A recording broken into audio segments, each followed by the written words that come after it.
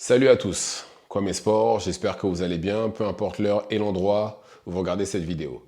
Avant de commencer, cliquez sur like, abonnez-vous et activez la cloche de façon à être tenu au courant quand je posterai de nouvelles vidéos. Vous savez, il y a des années, il y a un classement qui a été inventé pour pouvoir comparer les boxeurs entre eux sans tenir compte des catégories.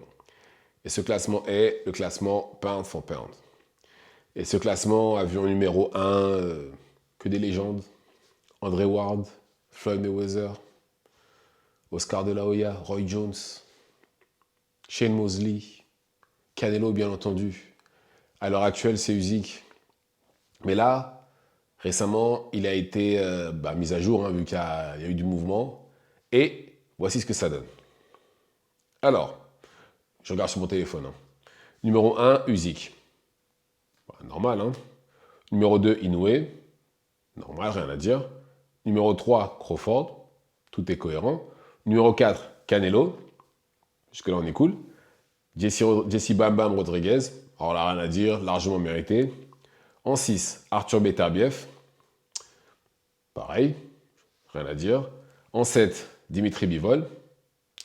En 8, Gervonta Davis. Ah, bon, maintenant qu'il a une ceinture officielle, maintenant que c'est le champion WBA super de la catégorie lightweight, ok. Mais avant, non, il ne méritait pas d'être dedans. Ensuite, en 9, Nakatani. Et en 10, Devin Haney. Alors, ils ont viré Spence du top 10 pour mettre Devin Haney. Alors, ok, Devin Haney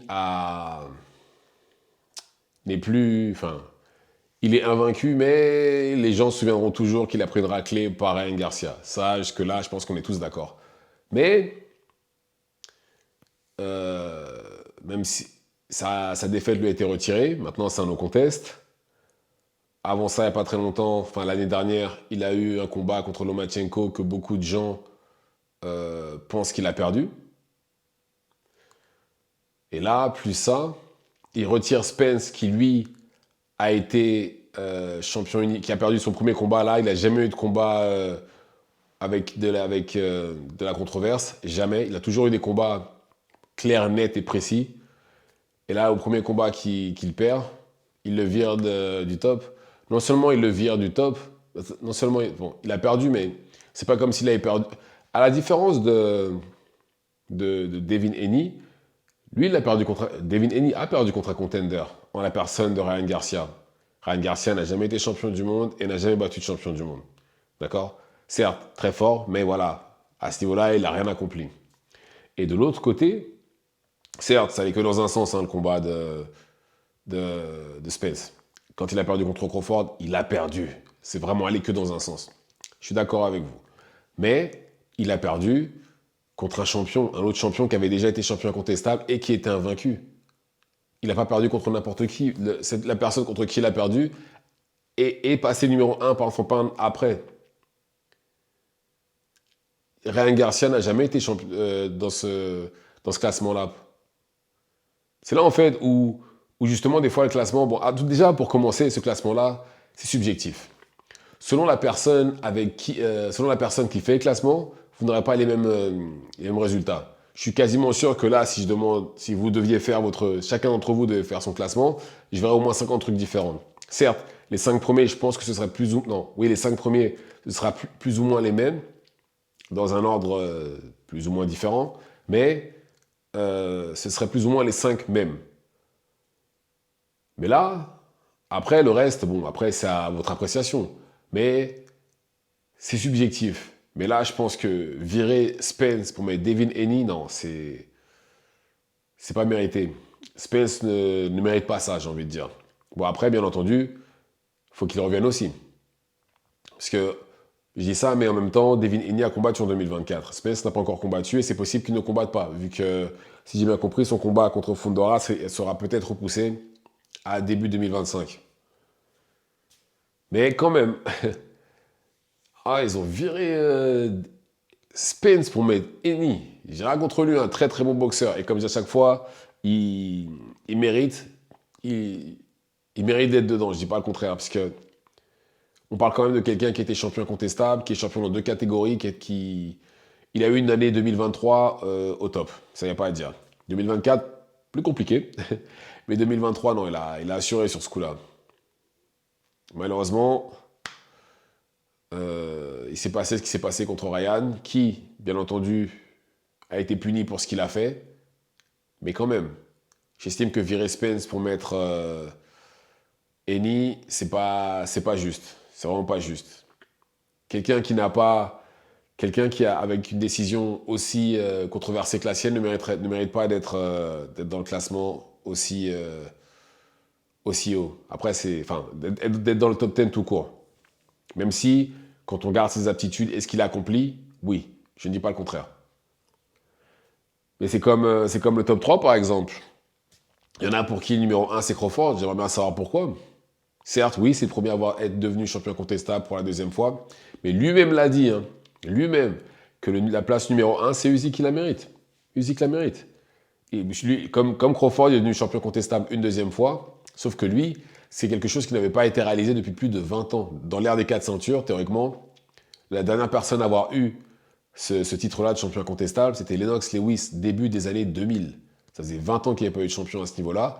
Et il a pris, plus théoriquement, le numéro 1 de la catégorie. Numéro 1 ou numéro 2, selon l'appréciation des gens. Il a pris cette personne-là, il l'a battue. Donc, que Usyk se retrouve numéro 1, c'est pas un hasard et ça ne devrait choquer personne. Ça ne devrait choquer personne. Maintenant, Crawford la place numéro 3, c'est justifié aussi. Pourquoi? Parce que Inoue a déjà défendu sa ceinture, enfin son titre incontestable. Donc pour moi, c'est normal que là, il se retrouve dans cette position-là. Et que Crawford soit troisième. Mais bon, là, si Crawford bat Madrimov ce week-end, pour moi, il passe ouais, non. Ouais, s'il il peut prétendre à la première place. Parce que là, il sera monté de catégorie, il aura pris un autre titre. Donc pour moi, ce serait justifié qu'il ait le titre qui soit numéro 1 au classement pound for pound. Mais encore une fois, ça reste subjectif. Il y en a qui diront qu'il est deuxième, il y en a qui diront qu'il reste à sa place. Mais encore une fois, je reviens sur le sujet principal, Devin Haney. Et en plus de ça, Devin Haney a clairement dit qu'il ne serait pas là pendant un moment. Donc, quel est l'intérêt de le remettre dans le classement? Pourquoi faire? Pour l'instant, il a dit lui-même qu'il serait pas, qu'il va s'écarter, qu'il va s'éloigner un peu du ring, qu'il va voyager, qu'il va dépenser un peu de son argent, enfin se faire plaisir quoi pendant un petit moment. Autant le retirer. Il a plus de titre en plus. Son titre maintenant c'est Puello qu'il a récupéré. Donc pourquoi le mettre là et pas Spence? Parce que là il y a tout contre lui là. Il a plus de titre. Théoriquement, il a pas perdu contre Ryan. Voilà, Ryan a triché, donc c'est un non-contest maintenant. Donc ça, ok. Non-contest. Ensuite, beaucoup de gens disent qu'il a perdu contre Lomachenko. Non, Spence mérite largement d'être à la place numéro 10. Il mérite largement. Et j'espère justement qu'il gagnera son prochain combat. Comme ça, il récupérera une place dans le top. Comme ça, vu qu'il sera champion, il récupérera forcément une place dans le top. Parce que beaucoup de gens sont oubliés que Spence, avant sa défaite contre Crawford, c'est quand même un champion unifié. Il avait 3 ceintures sur 4. Il a tapé. Il a pris peut-être les 2 seuls qu'il n'a pas pris sont Thurman. Parce que Thurman, clairement, quand Spence n'était pas champion, Thurman disait oui, il faut que tu combattes un tel, puis il faut que tu prennes une ceinture, il faut que tu fasses ceci, il faut que tu fasses cela. Donc, quand Spence est devenu champion et que Keith Thurman, lui, il n'était plus champion, il a fait la même chose. Non, maintenant que c'est moi qui suis dans la place qui peut prétendre à la part du lion, non, c'est pas possible. Je vais pas te donner cette opportunité-là quand toi, tu ne me l'as pas donné quand tu aurais pu le faire. Bon, je ne cautionne pas, mais je comprends. Mais il a pris Sean Porter, il a pris Danny Garcia, il a pris Ugas quand il était champion. Il a pris Kell Brook quand il était invaincu en welter. Donc non, je suis désolé. Il a un CV beaucoup plus important que celui de Devin Haney. Devin Haney est devenu champion incontestable, ça, c'est le titre suprême. On peut pas aller au-dessus de ça. Mais voilà, je pense que son combat contre Lomachenko devrait être pris en compte aussi. Même s'il a gagné, beaucoup de gens ne pensent pas qu'il a gagné aussi. Mais bon, Des fois, je me dis qu'il y a quelqu'un qui est derrière qui doit forcément payer pour ce genre, pour ça. Ouais. Ouais, c'est ce que je me dis. Parce que, ouais, il devrait plus être dedans lui aussi. Il y a tout qui est contre lui. Il devrait plus être dedans. Non, ouais. Donc je pense franchement qu'il y a quelqu'un qui doit. Soit. Parce qu'il me semble que c'est Golden Boy à qui ça appartient à Oscar de la Hoya, je crois, à Ring Magazine, ou à Golden Boy. Enfin bref.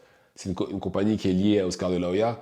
Et j'ai l'impression que pour se racheter peut-être du fait que rien n'est triché, que malheureusement, il y a peut-être des dommages indélébiles. Il y a peut-être des dommages indélébiles chez Devin Haney. Peut-être qu'il s'est dit, bon, vas-y, on vire Spence et puis on met Devin Haney. Soit ça, ou soit simplement il y a moyen de payer sa place dans le classement selon qui le fait. Parce que, encore une fois, ça reste subjectif. Vous regardez le classement d'ESPN, et le classement du Ring Magazine, et le classement d'une personne lambda, vous allez voir trois classements différents. Trois classements différents. Mais bon, c'est comme ça, et c'est tout. Ah là là. Et encore une fois, c'est à cause de ce. Bah, après, j'ai envie de dire, j'allais comparer par rapport à l'UFC, mais non, c'est pas comparable, puisque même à l'UFC, c'est pas normal, par exemple, que John Jones soit encore dans le top 5. Il n'a pas combattu depuis je sais pas combien de temps. Oui, certes, si on prend tout en considération, d'accord. Mais il a combattu une fois en l'espace de 4 ans, un truc comme ça. Lui non plus, il devrait plus être dans le top aussi haut, aussi bien classé. C'est pas possible. Mais bon, bref, restons là sur du sujet là. Mais en tout cas, en fait, dans l'idéal, il faudrait que ce soit. Ouais, j'allais dire, faudrait que ce soit une personne, mais en fait, non, même pas. Je sais même pas si ça changerait quelque chose. Ouais. Parce que pourrait y avoir quand même le même genre de manigance où de toutes les façons, je pense qu'on serait pas content, quoi qu'il en soit. Pourquoi? Parce que, oui, pourquoi un tel est là et pas un tel? Et puis, non. Donc, non, je pense que. Non. Peu importe qui le fera, ça ne changera rien. Mais bon, on parle quand même d'un magazine qui existe depuis des années, très respecté. Et faire ça, je sais pas si c'est. Enfin, je trouve pas que ce soit une bonne chose en tout cas. Que David Haney se retrouve aussi haut à la place et que se retrouve dans le top 10 et que Spence ne soit plus dedans. Après, j'ai pas regardé le top, on va dire top 20. Mais si il n'est pas dans le top 10, il va forcément être 11e ou 12e. Je pense pas qu'il soit non plus. Après, je pense pas qu'il soit non plus. Oui, dernier, quoi. Enfin, enfin bref. Dites-moi ce que vous en pensez dans les commentaires. Activez la cloche de façon à être tenu au courant quand je posterai de nouveaux numéros, de nouvelles vidéos. Et c'est tout pour moi. Ciao, ciao.